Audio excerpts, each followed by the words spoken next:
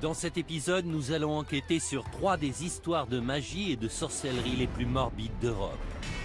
Vlad l'Empaleur, Richard III et Attila le Hun sont des figures quasi mythiques. Nous sommes fascinés par les méfaits des empereurs romains et des hordes vikings. Mais c'est facile d'oublier que ces gens et leurs victimes ont réellement existé. Et que la réalité est souvent plus complexe que la légende sanglante. Je m'appelle Joe Crowley, je suis journaliste. Je m'appelle Susanna Lipscomb, je suis historienne.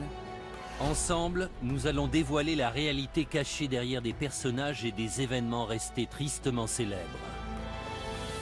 En revisitant les scènes de crime, c'est bon, affaire classée. Et en explorant de nouvelles pistes, regardez, voilà les preuves. Pour tirer des conclusions parfois étonnantes. Vous pensez connaître ces chapitres de l'histoire? Rien n'est moins sûr. Dans cet épisode, nous allons enquêter sur 3 des histoires de magie et de sorcellerie les plus morbides d'Europe. Quel rôle l'Inquisition espagnole a-t-elle joué dans les accusations de sorcellerie portées contre des milliers de gens? Tout ce que les victimes pouvaient faire, c'était prier et crier. Au cours du XVIIIe siècle, un groupe de voleurs masqués hollandais a-t-il vraiment agi sous la coupe du diable? Les seuls aveux que l'on a ont été obtenus sous la torture. Pourquoi une famille de fossoyeurs a-t-elle été tenue responsable de la propagation d'une maladie mortelle dans la petite ville de Frankenstein? Tout ça a été mis en scène de manière cruelle et macabre.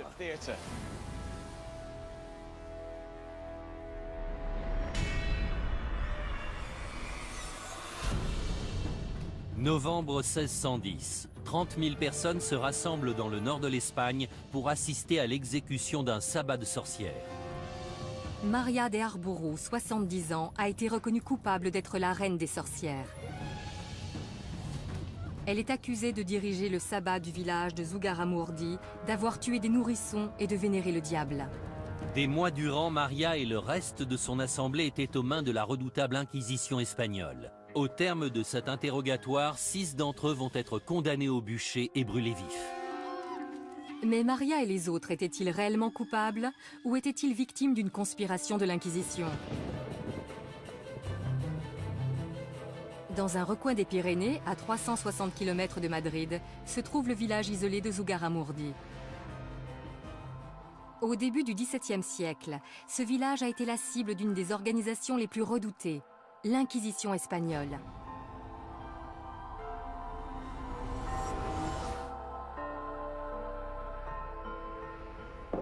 En 1609, l'Inquisition est venue à Zugarramurdi enquêter sur une affaire de sorcellerie dénoncée par les membres du clergé de la région et leurs informateurs.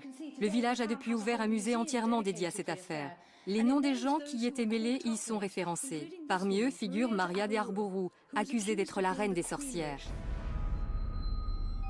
Instaurée à la fin du XVe siècle, la mission de l'Inquisition était de maintenir la pureté de l'Église et de superviser les Juifs et les musulmans convertis au catholicisme. L'historienne locale, Idoia Mentaberi, a enquêté sur l'affaire de sorcellerie de Zugarramurdi. Que s'est-il passé quand l'Inquisition a débarqué dans le village? Ils sont arrivés vêtus de leurs robes. Il y avait de quoi avoir peur. Ils ont arrêté des femmes, des personnes âgées et même des enfants. Le plus jeune avait 9 ans. Ils ont créé une telle atmosphère de panique et de peur que les villageois ont vite commencé à s'accuser entre eux pour tenter de sauver leur peau.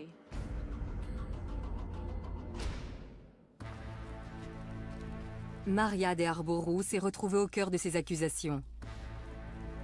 Les villageois la dénonçaient comme étant la reine des sorcières.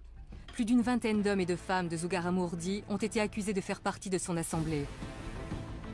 Quels étaient les différents chefs d'accusation? D'avoir mangé des cadavres, de voler et d'enlever les enfants. Les sorcières devaient suivre un rituel d'initiation. Elles recevaient un crapaud qu'elles devaient habiller et chérir comme un animal de compagnie.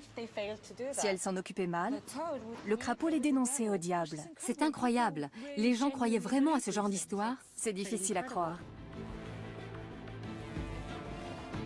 Ces histoires fantasques ont suffi à les faire livrer aux mains de l'Inquisition. Ils ont été jetés dans la prison secrète, détenus par les inquisiteurs, torturés et accusés de sorcellerie.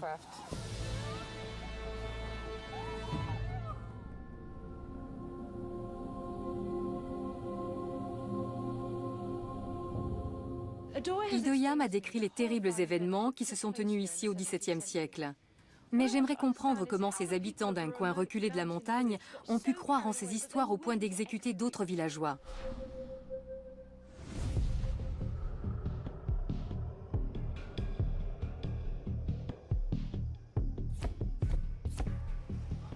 Quand on pense à l'Inquisition, on a souvent en tête des images de prêtres fanatiques vêtus de robes noires et déterminés à exterminer les hérétiques et les sorcières.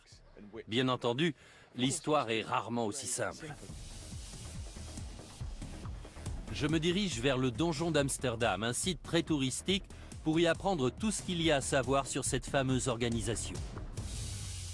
Pour ce faire, j'ai fait appel au professeur Thomas O'Connor, un spécialiste de l'Inquisition. Parlez-moi de Zugarramurdi. Quel rôle l'Inquisition a-t-elle joué dans ce village? Alors que la situation était déjà délicate, les inquisiteurs sont arrivés et ont mis de l'huile sur le feu.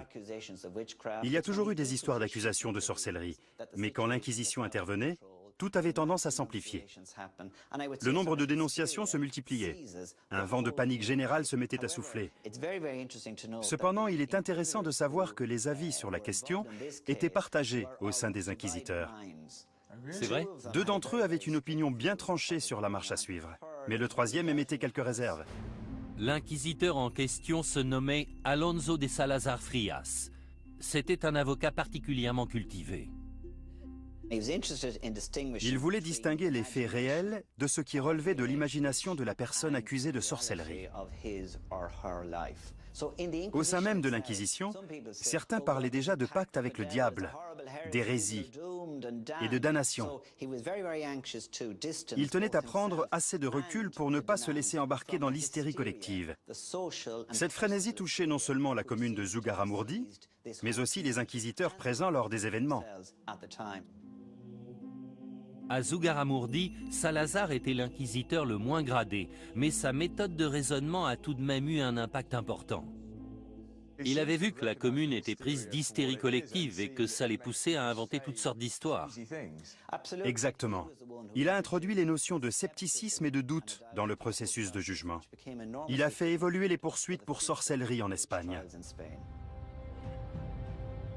Grâce à Salazar, les inquisiteurs étaient encouragés à ne plus se reposer uniquement sur les dires des victimes, mais à trouver des preuves concrètes avant d'emprisonner leurs suspects. Les détails sur le fonctionnement de l'Inquisition espagnole sont fascinants, mais cela ne suffit pas à résoudre l'énigme de Zugarramurdi. La sorcellerie était considérée comme un acte d'hérésie mineur. Mais malgré la présence d'un inquisiteur aussi moderniste que Salazar, plusieurs personnes ont été condamnées au bûcher.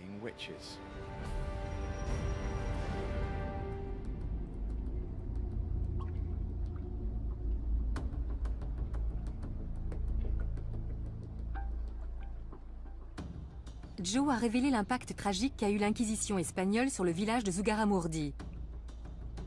De mon côté, j'aimerais savoir ce qui poussait ces villageois à croire que des sorcières vivaient parmi eux. Que s'est-il vraiment passé? Des gens affirmaient qu'une fois la nuit tombée, des sorcières les avaient emmenés de force dans leurs repères.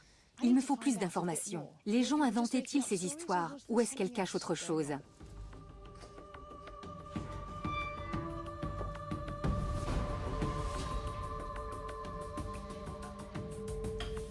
Je compte sur l'aide du professeur Peter Kinderman, psychologue clinicien, pour m'expliquer comment de telles accusations voient le jour et ce qui poussait les gens à y croire aussi facilement. D'après les témoignages, c'est dans ces caves que les sorcières se réunissaient. Cet endroit est assez fabuleux, n'est-ce pas? C'est un site extraordinaire.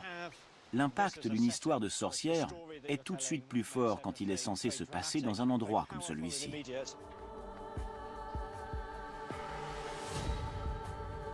Une fois lancée, une rumeur est difficile à stopper.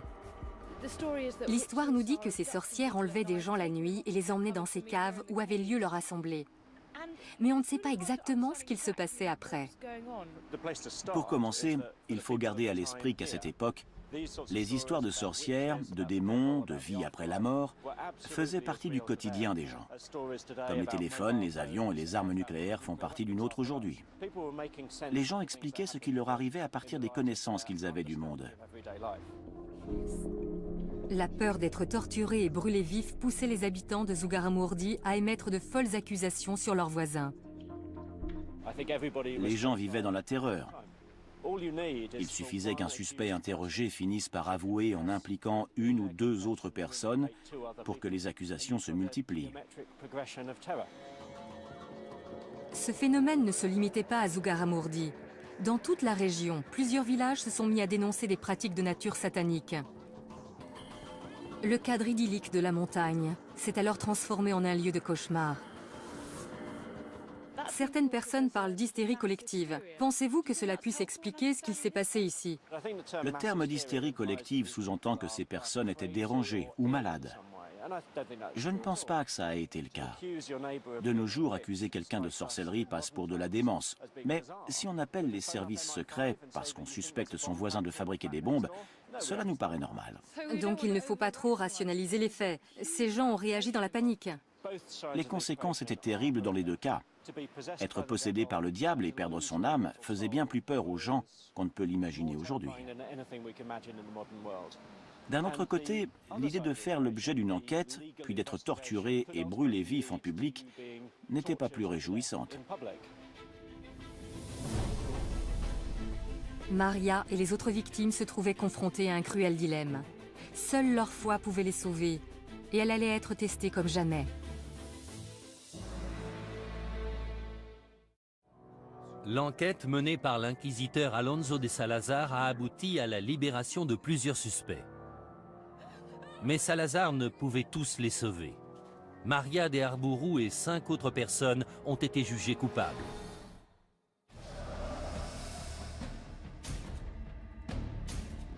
Maria et son soi-disant sabbat font partie des quelques milliers d'innocents à avoir été brûlés sur une période de 300 ans.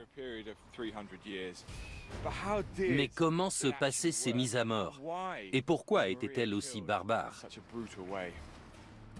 Pour répondre à ces questions, je retrouve le professeur Alison Rowlands, spécialiste de l'histoire de la sorcellerie.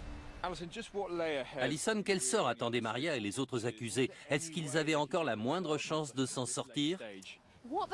Ils auraient pu avouer qu'ils pratiquaient la sorcellerie. Un aveu aurait annulé la peine, même s'il se faisait alors qu'on les amenait au bûcher. Mais il faut prendre en considération la mentalité de l'époque. Les concepts d'au-delà et d'âme immortelle étaient au cœur de leurs croyances. Ces 6 individus ont sûrement pensé que faire de faux aveux aurait été un péché impardonnable.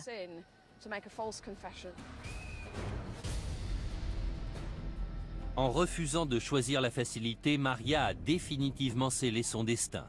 Elle et ses pairs étaient condamnés à trouver la mort d'une des pires façons imaginables. Pourquoi le bûcher? Pourquoi une mort aussi horrible? On ne pouvait pas les pendre ou les décapiter? Selon certaines croyances religieuses, le feu a le pouvoir de purifier l'âme d'un pécheur. Même si ça peut paraître assez tordu, brûler les personnes accusées de sorcellerie était vu comme une façon de sauver leur âme. J'imagine à quel point ça doit être horrible de voir les flammes se répandre et commencer à brûler. La douleur doit être insoutenable tant qu'on reste conscient. C'était l'une des sentences les plus cruelles. À mon avis, les inquisiteurs pensaient que la menace du bûcher suffirait à convaincre les gens d'avouer. Mais ce n'était pas toujours le cas. Donc ils devaient mettre leurs menaces à exécution. Je ne suis pas sûr de vouloir la réponse à cette question, mais est-ce que ces gens sentaient la mort arriver? Combien de temps se passait-il avant qu'ils ne succombent aux flammes? Malheureusement, il est presque certain qu'ils aient eu le temps de sentir l'odeur du feu et de subir l'atroce douleur causée par les flammes qui se rapprochaient.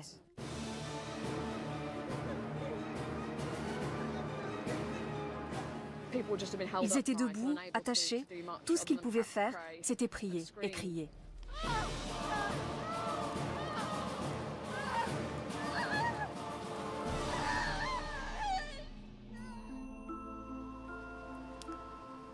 Maria et les autres prétendues sorcières ont connu l'une des pires morts imaginables. Et dire qu'ils auraient pu en réchapper s'ils s'étaient repentis de leurs péchés. Cependant, Salazar a enclenché la fin de ces pratiques barbares. Son rapport à l'Inquisition a fait cesser les exécutions pour cause de sorcellerie en Espagne. Triste ironie du sort, les données qu'ils avaient récoltées à Zugarramurdi ont poussé l'Inquisition à gracier les sorcières du village seulement 4 ans après leur mort par le feu. «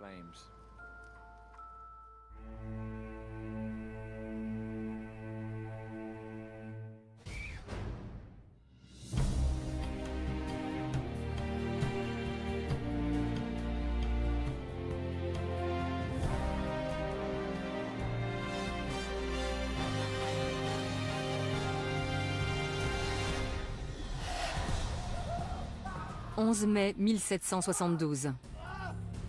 Józef Kirchhoffs, chirurgien aisé et fervent croyant, est sur le point de connaître une mort violente par pendaison. Il a été reconnu coupable d'être à la tête d'un groupe de bandits sans pitié obéissant aux ordres du diable en personne. Leur nom, les Bockenriders. Pendant des années, ces bandits ont fait régner la terreur le long de la frontière hollandaise.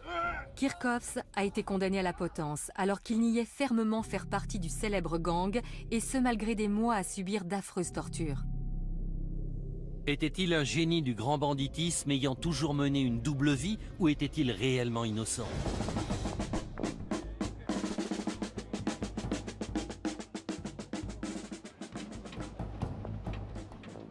Les festivités qui ont lieu tout autour de moi sont organisées en l'honneur des héros du folklore hollandais, les Bockenriders. Bockenriders signifie les cavaliers du bouc. Les représentations de ces personnages sont nombreuses.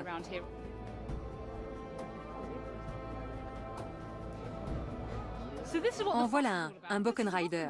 Il chevauche un bouc, une torche à la main et coiffé d'un chapeau de sorcière alors qu'il s'apprête à fuir sous un ciel rouge sang.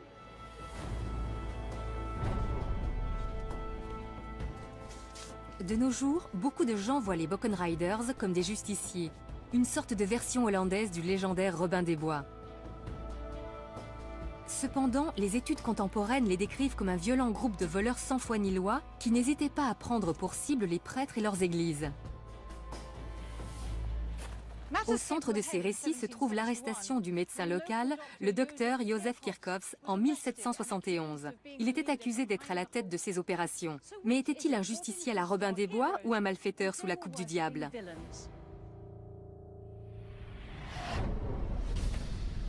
La ville de Herzogenrath est l'un des endroits clés de l'histoire des Bockenriders. Cette ville est maintenant allemande, mais se situe juste à côté de la frontière hollandaise. Je suis venu rencontrer François van Geroorten, président de l'association visant à préserver la mémoire des Bockenriders. François, qu'est-ce qui faisait des Bockenriders un groupe de bandits beaucoup plus terrifiant que les autres criminels? Comme tous les bandits, ils étaient accusés entre autres de vol et de cambriolage. Mais en plus, la légende dit qu'ils avaient fait un pacte avec le diable. Les vols étaient commis dans un périmètre si grand que les rumeurs disaient que le diable leur avait donné des boucs volants pour les assister dans leurs méfaits. L'efficacité impitoyable avec laquelle ces brigands agissaient ont poussé les autorités et la population à croire qu'ils obéissaient tous à une seule et même personne, un leader connu sous le nom de Józef Kirchhoffs. François, quel lien existe-t-il entre cette église et l'objet de notre étude, Józef Kirchhoffs? C'est l'église Sainte-Marie.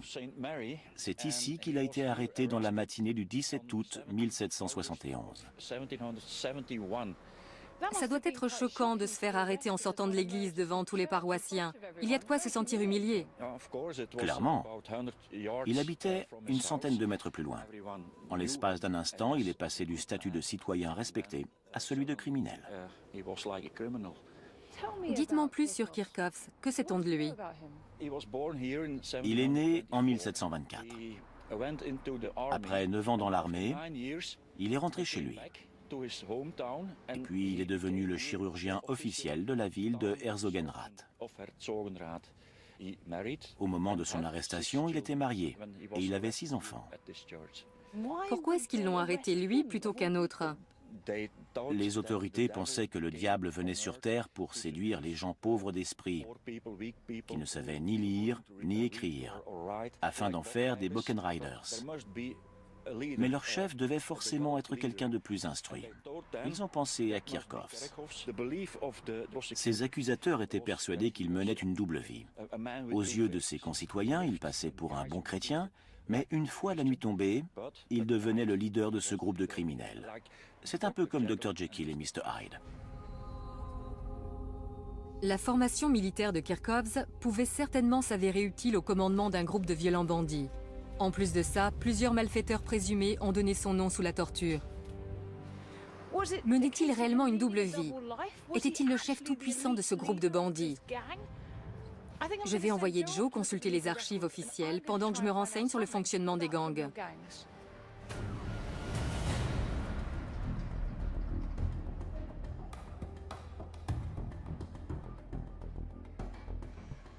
L'histoire de Joseph Kirchhoffs et des Buchan Riders est empreinte de mythes et de légendes. J'aimerais démêler le vrai du faux. Et le meilleur moyen d'y parvenir, c'est de consulter les archives officielles. Après tout, il semblerait logique que la torture et l'exécution d'un homme aussi respectable que Joseph Kirchhoffs aient fait l'objet d'un rapport écrit. Les originaux des documents officiels concernant Kirchhoffs et les Buchan Riders sont conservés à Maastricht, dans une ancienne église. Cette dernière abrite dorénavant les archives historiques de Limbourg. L'archiviste Truus van Roy-Rox a étudié ces documents cruciaux en détail. S'il y a une personne qui peut m'aider à percer le mystère de cette histoire et faire éclater la vérité au grand jour, c'est elle. Il y a beaucoup de légendes au sujet des Buchan Riders. Quelles conclusions peut-on tirer des documents de l'époque? Quels sont les faits? On a là les comptes rendus des tortures infligées aux prisonniers soupçonnés de faire partie de ce groupe de malfrats.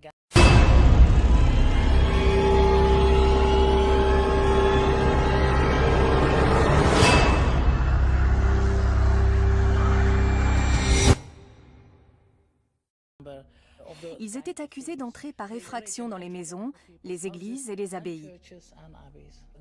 Mais le mystère reste entier au sujet de la réelle culpabilité des prétendus Buchan Riders. Les seuls aveux que l'on a ont été obtenus sous la torture.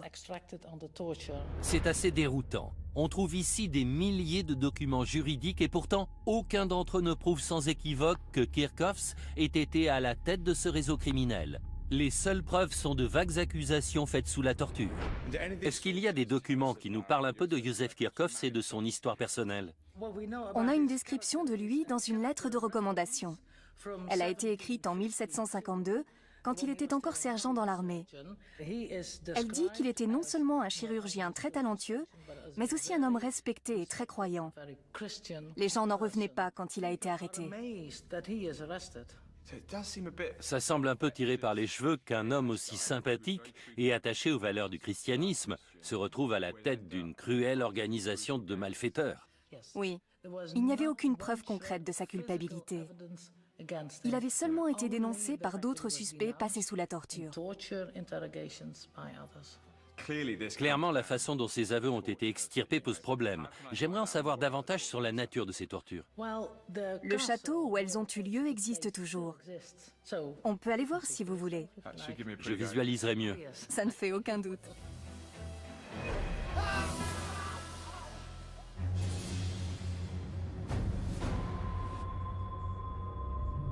J'ai suivi Truus 35 km plus loin jusqu'au château d'Herzogenrath afin d'en apprendre davantage sur les atroces tortures infligées aux Buchan Riders présumés.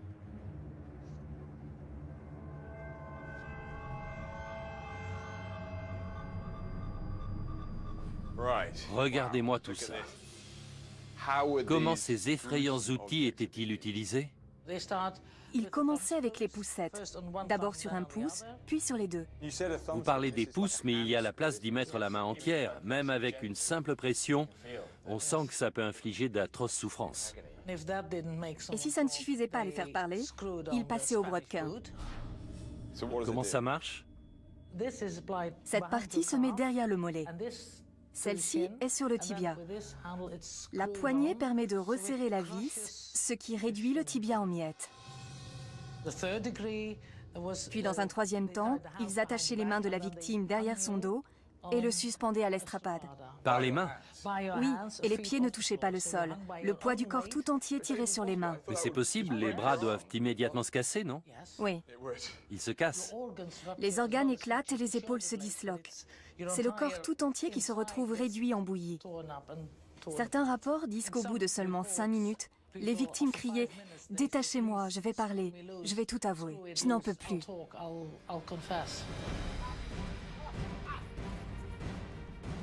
Des douzaines de membres présumés des Buchan Riders ont été torturés dans ces lieux et ont rapidement avoué leurs crimes. Mais pas Kirchhoffs. Il disait à ses tortionnaires « Messieurs, vous pouvez réduire mon corps en miettes, je n'ai rien à avouer ». Respectait-il la loi du silence ou était-il véritablement innocent?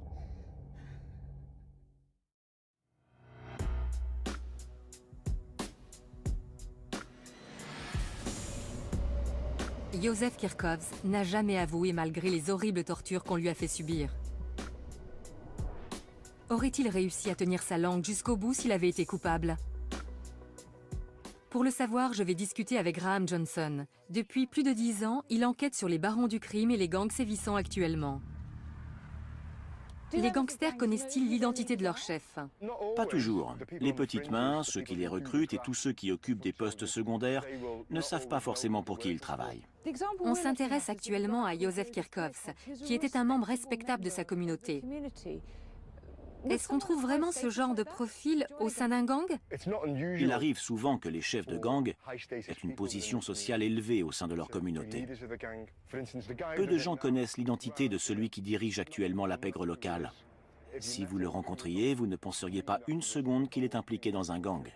C'est un homme respectable, poli, cultivé, et pourtant, il est à la tête d'une organisation criminelle qui compte des centaines de membres et génère des centaines de milliers d'euros par an. Ils sont impliqués dans des affaires de drogue, de fraude fiscale, de vente d'armes et même de meurtre. Donc même l'homme le plus respectable d'une communauté peut travailler pour une organisation criminelle. Tout à fait. Ce sont des gens qui ont le sens des affaires, savent diriger et sont des gens en position de pouvoir. Ils font des chefs de gang idéaux. Ce principe est valable aussi bien en Angleterre aujourd'hui qu'en Allemagne il y a 200 ans.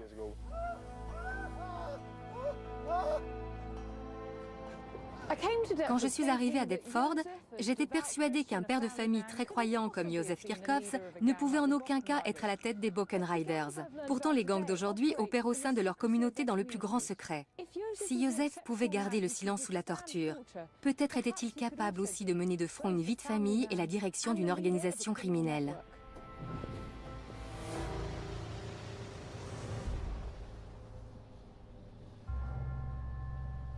Malgré l'absence de preuves tangibles à l'encontre de Kirchhoffs, les juges étaient convaincus de sa culpabilité. Après des mois de torture, le verdict est finalement tombé. Il a été condamné à mort. Sa sentence a été prononcée oralement dans cette pièce. Juste ici. Ici même, oui. C'est vrai? Il a été condamné à la pendaison pour 9 cambriolages. C'est tout ce qu'ils ont trouvé à lui reprocher après toutes ces tortures. 9 cambriolages sur une période de 9 ans. Rien à voir avec le casier judiciaire d'un baron du crime. Est-ce qu'on sait comment s'est déroulée l'exécution? Oui, on a le compte-rendu détaillé. Je vous le lis. Ils ont alors conduit Kirchhoffs sur la place publique où la potence avait été érigée. À 11 h du matin, le bourreau lui a passé la corde autour du cou. D'une voix tremblotante, il a crié « Jésus, j'ai vécu pour toi, je meurs pour toi ».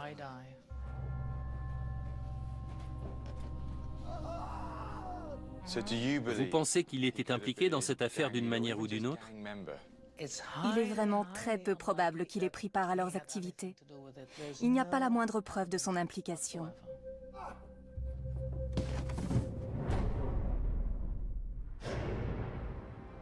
Kirchhoffs n'a pas été la seule victime. Plus de 350 Buchan Riders présumés, hommes et femmes confondus, ont été pendus, laissés pour morts sur la roue ou brûlés vifs. La torture est au cœur de cette légende sanglante. Le problème majeur face à cette pratique, c'est qu'on n'a aucun moyen de vérifier la véracité des aveux. Bon nombre de personnes victimes de telles souffrances finiraient par cracher le morceau, qu'ils soient réellement coupables ou pas. Le plus fascinant, c'est que Kirchhoffs n'a jamais avoué. Même si Suzy a des arguments valables pour le suspecter d'avoir été à la tête des Buchan Riders, je n'arrive pas à y croire.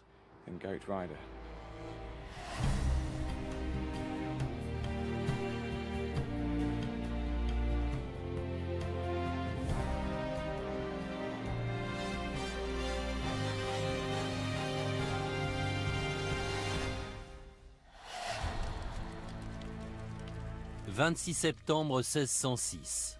Depuis des décennies, Wenzel Forster et sa famille sont les fossoyeurs de leur commune. Mais ce jour-là, c'est à leur porte que la mort a frappé. Forster, sa femme et ses domestiques vont être torturés puis brûlés vifs pour avoir répandu une épidémie meurtrière ayant causé la mort de plusieurs centaines de personnes.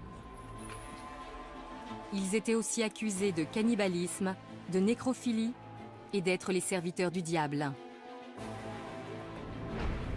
Forster et sa femme ont-ils vraiment commis ces crimes sataniques?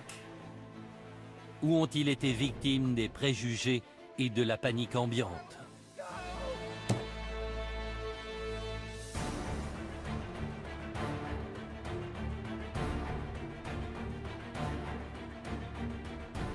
J'ai fait le voyage en Europe centrale pour en apprendre davantage sur la terrible légende de Forster.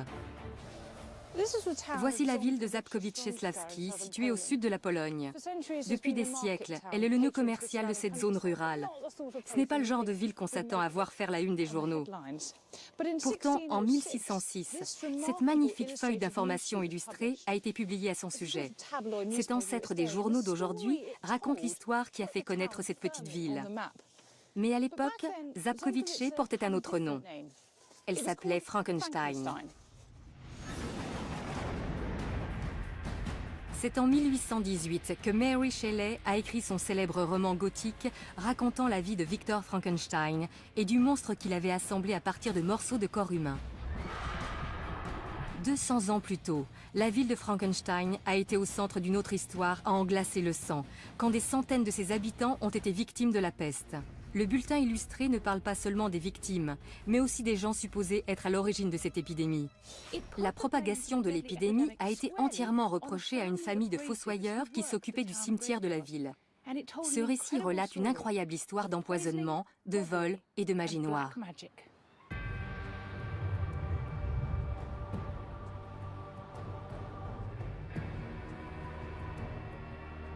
Au banc des accusés se trouvait Wenzel Forster, le fossoyeur en chef, mais aussi sa femme, ses domestiques et ses assistants. Je me suis rendue au cimetière où il travaillait pour rencontrer Karen Lambrecht, l'historienne qui a révélé au grand jour l'histoire de la peste de Frankenstein. J'ai avec moi un document témoignant des événements sordides ayant eu lieu à Frankenstein en 1606. Que décrivent exactement ces somptueuses illustrations ? Eh bien, on y voit les fossoyeurs en train de disperser le poison qui a causé l'épidémie. Forster a été accusé d'étaler une pâte faite à base de restes humains sur les poignées de porte du village afin de répandre la maladie. Mais ces allégations ne s'arrêtaient pas à celles d'empoisonnement.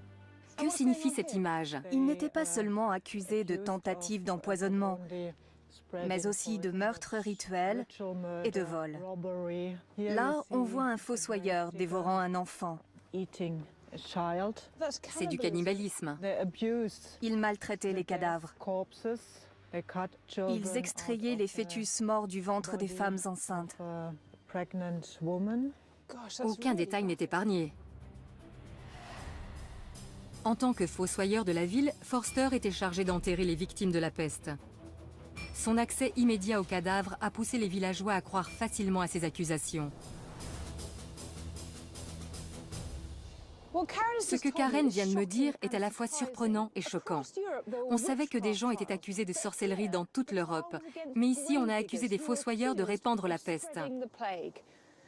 J'aimerais en apprendre plus sur l'idée que les gens se faisaient de la peste pour en avoir peur au point de persécuter ceux qu'ils pensaient responsables de sa propagation.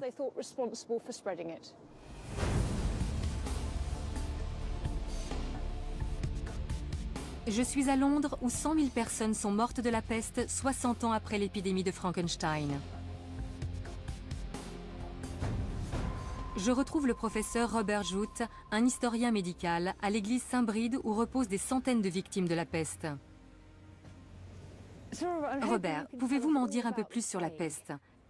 Sait-on combien de victimes elle a fait à Frankenstein?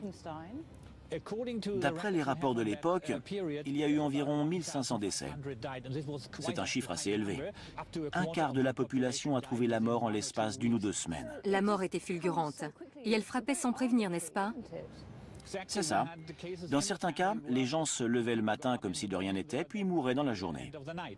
C'est une mort aussi terrible que soudaine. Les gens en étaient terrifiés. Dans ces conditions, les victimes ne pensaient pas s'être assez préparées au jugement dernier. Ça les effrayait plus que tout. Quand la peste frappait, les églises débordaient de demandes d'inhumation. Il était impossible d'enterrer tout le monde convenablement. Regardez ça.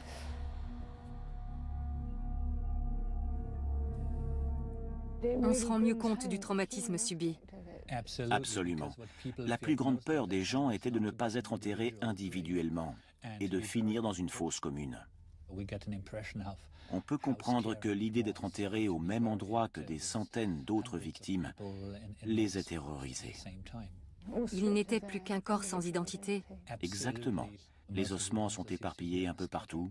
C'est typique d'une fosse commune creusée lors d'une épidémie de peste au XVIIe siècle. En voyant tout ça, je comprends un peu mieux pourquoi les habitants de Frankenstein étaient aussi terrifiés par la peste au XVIIe siècle. Ce genre de perspective peut facilement pousser les gens à s'en prendre aux potentiels responsables du désastre. Mary Shelley a rendu le nom de Frankenstein mondialement connu. Mais les événements qui ont eu lieu dans la ville auraient aussi pu suffire à inscrire ce nom au panthéon de l'horreur.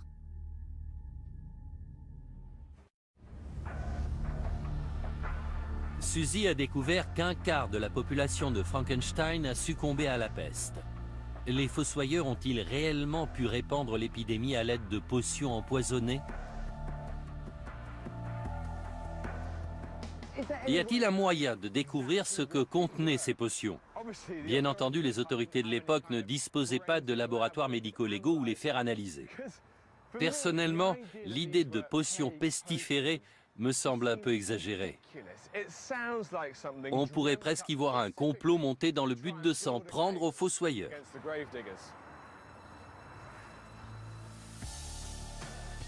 Les voisins de Forster étaient persuadés qu'au lieu d'enterrer les morts, ils se servaient de leurs cadavres pour concocter une potion donnant la peste. C'est génial ici. Je vais m'entretenir avec le chercheur Jürgen Mischke pour découvrir ce que fabriquaient les Forster. Jürgen, l'idée qu'on puisse concocter une potion à partir de restes humains me semble loufoque. Comment en est-on arrivé là? Je vais peut-être vous surprendre, mais les médicaments à base de restes humains étaient monnaie courante du XVIe au XVIIIe siècle. Au début du XVIIe siècle, les gens pensaient que les médicaments à base de cadavres en bonne santé étaient particulièrement efficaces. Et en plus de soigner les maladies, ces remèdes étaient censés donner l'énergie du mort aux patients. Quelle partie du corps était utilisée? D'après les documents scientifiques de l'époque, 24 parties du corps peuvent être récupérées pour en faire des remèdes. La graisse, la peau, le crâne et les os en font partie. Les os étaient réduits en poudre et la peau bouillie pour en faire des médicaments contre toutes sortes de maux tels que l'épilepsie ou les migraines. Forster était-il le fournisseur de Frankenstein? D'où provenaient les cadavres? Il fallait aller voir le bourreau. Il avait tous les droits sur le cadavre des gens qu'il exécutait. C'était la seule façon de se procurer un corps jeune et sain. C'était un revenu complémentaire non négligeable pour les bourreaux. Il est possible que certains fossoyeurs aient voulu en profiter aussi. Est-ce que ces potions pouvaient aussi servir à répandre une maladie? Les autorités avaient interdit tout remède fait à partir du corps d'un malade ou d'une personne âgée parce qu'ils savaient que c'était plus risqué. Mais les fossoyeurs ont peut-être transgressé cette règle sans savoir que cela représentait un réel danger pour les patients. Quand on se fournit illégalement chez un fossoyeur, il y a forcément plus de risques. C'est fou de penser qu'on se soignait avec des restes humains. Si on y réfléchit un peu, le but est d'aider quelqu'un à survivre grâce au corps de quelqu'un qui est déjà mort. Les transfusions sanguines et les transplantations d'organes suivent aussi cette logique. C'est fascinant. Moi qui pensais que cette histoire avait été fabriquée de toutes pièces pour se débarrasser des fossoyeurs, et finalement j'apprends que la médecine actuelle fait appel aux mêmes méthodes.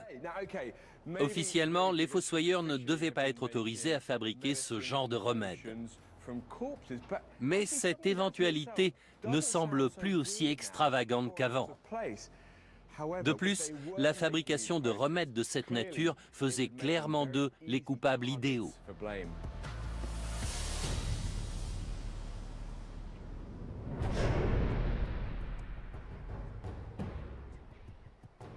Joe a découvert que Wenzel Forster dirigeait peut-être un laboratoire clandestin de fabrication de médicaments à base de cadavres. Leur activité a pu être à l'origine de la propagation de la peste, même involontairement. Mais tout ça n'explique pas les autres sordides chefs d'accusation portés contre lui et son entourage. De retour en Pologne, je vais visiter avec Karen les cachots situés sous la mairie. C'est ici que les fossoyeurs sont censés avoir été retenus prisonniers.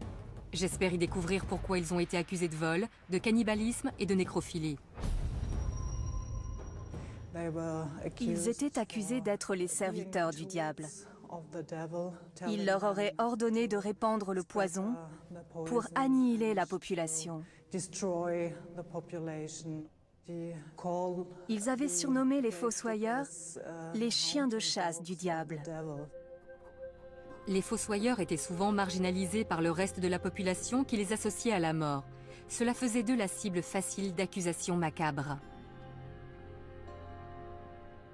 Ça paraît invraisemblable.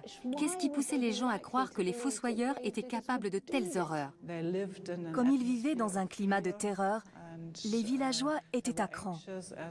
Les autorités locales se devaient d'agir. En plus de Forster et sa femme, 6 autres personnes ont été arrêtées et accusées de répandre la peste. Avec la communauté tout entière convaincue de leur culpabilité, ils n'avaient aucune chance de s'en sortir. Frankenstein voulait leur mort. Les autorités tenaient à obtenir des aveux de la part des fossoyeurs ainsi que les noms d'autres membres de leur famille impliqués. Les tortures qui leur ont été infligées pendant l'interrogatoire ont fini par les faire craquer. Le trajet vers l'endroit de leur exécution a débuté ici, dans les cachots de la mairie, où Forster et les autres avaient été emprisonnés et torturés.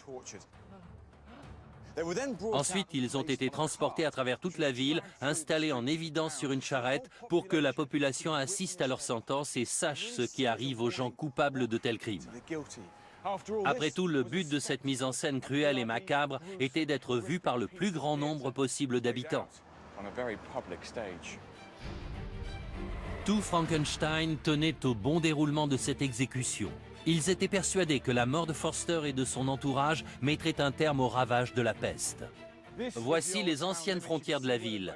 Les douves se trouvaient ici. Au moment où Forster et les autres les traversaient, ils étaient déjà couverts de blessures. En plus des châtiments corporels, ils subissaient une véritable humiliation publique. Forster avait non seulement empoisonné ses voisins, mais aussi trahi son serment de servir la communauté. Déjà accablés par leurs blessures, les Forster ont fini par arriver ici, en dehors des limites de la ville, sur la colline des Potences. À ce moment-là, ils devaient espérer que leur heure est enfin sonnée. Ce n'était pas le cas. On a d'abord coupé les mains droites de Forster et de son assistant. Ensuite, les mains ont été clouées au pieu où ils seraient attachés pour mourir. Puis, pour le crime de nécrophilie, l'assistant de Forster a été castré. Prochaine étape, le bûcher. Forster et 3 autres fossoyeurs ont été attachés à des pieux. Les feux ont été allumés tout autour d'eux pour qu'ils meurent brûlés vifs.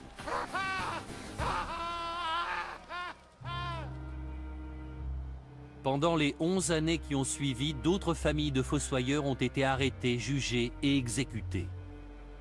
Parmi eux, un garçon de seulement 14 ans a été décapité. La terreur se trouve au cœur de cette affaire. Face à la peur, les hommes sont capables d'actes terribles. Les fossoyeurs sont devenus leur bouc émissaire. Ils avaient peut-être bel et bien utilisé des cadavres pour faire des potions. Ils ont peut-être même involontairement propagé l'épidémie. Mais ce genre de remède était courant à l'époque. Beaucoup de gens les utilisaient dans l'espoir de guérir. Les habitants de Frankenstein ont fait preuve d'une hypocrisie presque barbare en se retournant contre les fossoyeurs. Leur sentence a été irrévocable.